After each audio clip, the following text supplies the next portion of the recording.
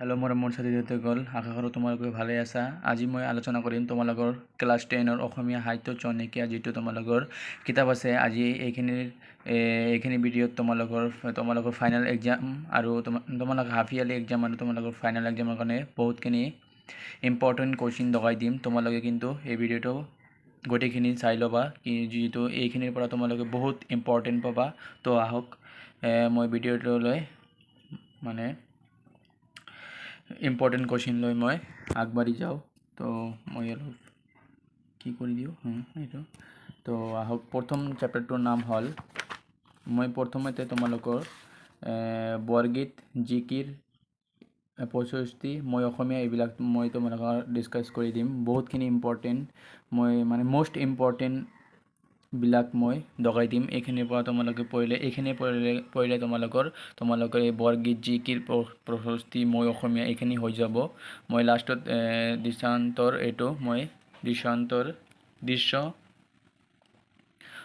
মই এইটো পিছত ইম্পৰ্টেণ্ট দি দিম, যিটো মই এইটো পঢ়ি পিনে মই ইম্পৰ্টেণ্ট দি দিম। তো প্ৰথমটো হ'ল বৰগীত। চেপ্টাৰটোৰ নাম হ'ল বৰগীত। ইয়াত কিন্তু প্ৰথম কুৱেশ্যনটোৱে হ'ল, যিটো 1 মাৰ্কী, যে শ্ৰী শ্ৰী মাধৱদেৱে ৰচনা কৰা, এইটো তোমালোকে জানি ল'বা। সেইটো কিন্তু তোমালোক 1 মাৰ্কীৰ কাৰণে আহিব পাৰে। তো প্ৰথমটো তোমালোকে পঢ়ি ল'বা যে কবিৰ পৰিচয় দিয়া আছে।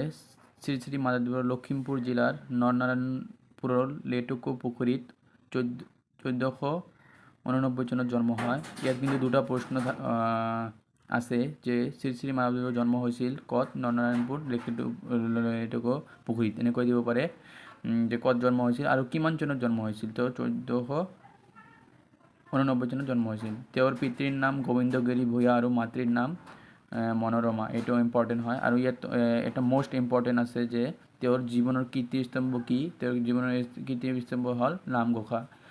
এইটো হয় মাধৱদেৱৰ নামঘোষা আৰু শংকৰদেৱৰ হ'ল কীৰ্তিম ঘোষা। তো এইখিনি আৰু ইয়াত কিন্তু দিয়া আছে বুলি কোৱা হয়। তেওঁৰ আন ৰচনাসমূহ হ'ল, এইখিনি মষ্ট ইম্পৰ্টেণ্ট হয়। তোমালোকে কিন্তু মই ভালকৈ দেখুৱাইছোঁ, এইখিনি তোমালোকে পঢ়ি ল'বা যে আখানমূলক ৰচনা, ৰাজহুৱা কাব্য, আদিকাণ্ড, ৰামায়ণ, এইবিলাক তোমালোকে পঢ়ি ল'বা। আৰু ইয়াত আছে যে বৰগীতৰ লক্ষণ, বৰগীতৰ লক্ষণবিলাক মই দেখুৱাইছোঁ ভালকৈ। যে বৰগীতৰ লক্ষণ তোমালোকে কিন্তু 3টা পঢ়িবা। মই 3টা দি আছোঁ, যিহেতু 2টা দিব পাৰে, কিন্তু তোমালোকে 3টা পঢ়িবা। 2টা দিব, কিন্তু তোমালোকে 3টা পঢ়িবা। 3টা পঢ়িলে কি হয়, এটা পৰীক্ষাত পাহৰিলেও কিন্তু এটা মনত আহি থাকে। তো এতিয়া প্ৰশ্নলৈকে যাওঁ। প্ৰশ্নত তোমালোকৰ ইয়াৰ খ নম্বৰটো পঢ়িবা, অংগ নম্বৰটো পঢ়িবা আৰু প্ৰথম চ আৰু দ্বিতীয় চটো তোমালোকে পঢ়ি ল'বা। আৰু 2 নম্বৰটো পঢ়ি ল'বা, বৰগীতৰ মূল ভাৱ কি? বৰগীতৰ মূল ভাৱটো তোমালোকে ভালকৈ বহীত লিখি পিনে পঢ়ি ল'বা। এইবিলাক মষ্ট ইম্পৰ্টেণ্ট তোমালোকে হাফ ইয়াৰলি এক্সামত আৰু ফাইনেল এক্সামত এইখিনিৰ পৰা আহিব। তোমালোকে প্ৰথমৰ পৰা পঢ়ি যোৱা আৰু পৰীক্ষাৰ আগত ৰিভাইজ দি পৰীক্ষা দিবা। আৰু 4 নম্বৰ কটো পঢ়িবা আৰু ঘটো পঢ়িবা আৰু 5 নম্বৰটো পঢ়িবা। এইখিনিয়ে। তো 2 নম্বৰ চেপ্টাৰ হ'ল জিকিৰ। জিকিৰৰ ৰচক কোন? আজান ফকীৰ। তো এটা মষ্ট ইম্পৰ্টেণ্ট হয়। তোমালোকৰ পদ্যাংশৰ তোমালোকৰ গোটেইখিনি কবিৰ নাম কিন্তু পঢ়ি ল'বা। ইয়াত আছে তোমালোকৰ ইয়াত এটা মষ্ট ইম্পৰ্টেণ্ট কুৱেশ্যন হ'ল যে জিকিৰ আজান ফকীৰৰ আচল নাম কি আছিল? তেওঁৰ আচল নাম আছিল হজৰত শ্বাহ মিলন। এইটো মষ্ট ইম্পৰ্টেণ্ট হয়। ইয়াত কিন্তু মই দেখুৱাইছোঁ, আণ্ডাৰলাইন কৰি দি আছোঁ, তোমালোকে আণ্ডাৰলাইন কৰি ল'বা। তেওঁৰ ইয়াত দি আছে স্পষ্টকৈ, তেওঁৰ আচল নাম হ'ল হজৰত শ্বাহ মিলন। এইটো মষ্ট ইম্পৰ্টেণ্ট হয়। এইটো মই বহুতখিনি কুৱেশ্যনত দেখিছোঁ। তোমাৰ হাফ ইয়াৰলি পৰীক্ষাত, first unit test, second unit test, pre final, তোমালোকৰ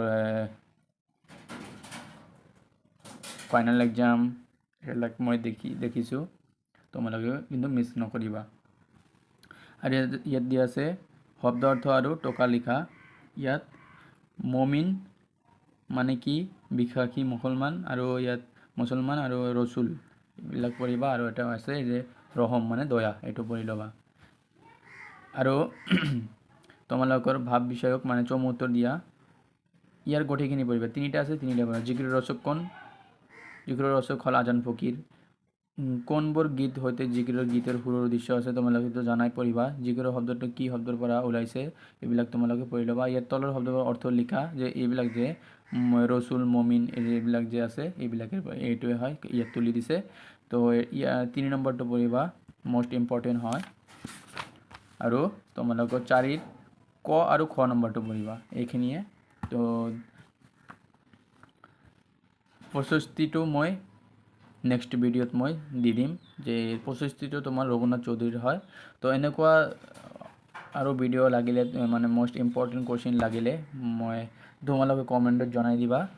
আৰু তোমালোকৰ বন্ধু বান্ধৱীসকলক এইটো ভিডিঅ' শ্বেয়াৰ কৰি দিবা। আৰু লগতে এটা ইম্পৰ্টেণ্ট কথা, মই অকল অসমীয়াই নহয়, মই ইংৰাজী, তোমালোকৰ ছ'চিয়েল ছায়েন্স, মেথছ মই চববিলাক দি থাকিম এতিয়াৰ পৰা। তোমালোকে এইটো ভিডিঅ'ত মানে এইটো চেনেল নতুন হ'লে তোমালোকে চেনেলটো ছাবস্ক্ৰাইব কৰিবা, লগতে তোমালোকৰ বন্ধু বান্ধৱীসকলক শ্বেয়াৰ কৰি দিবা। ধন্যবাদ।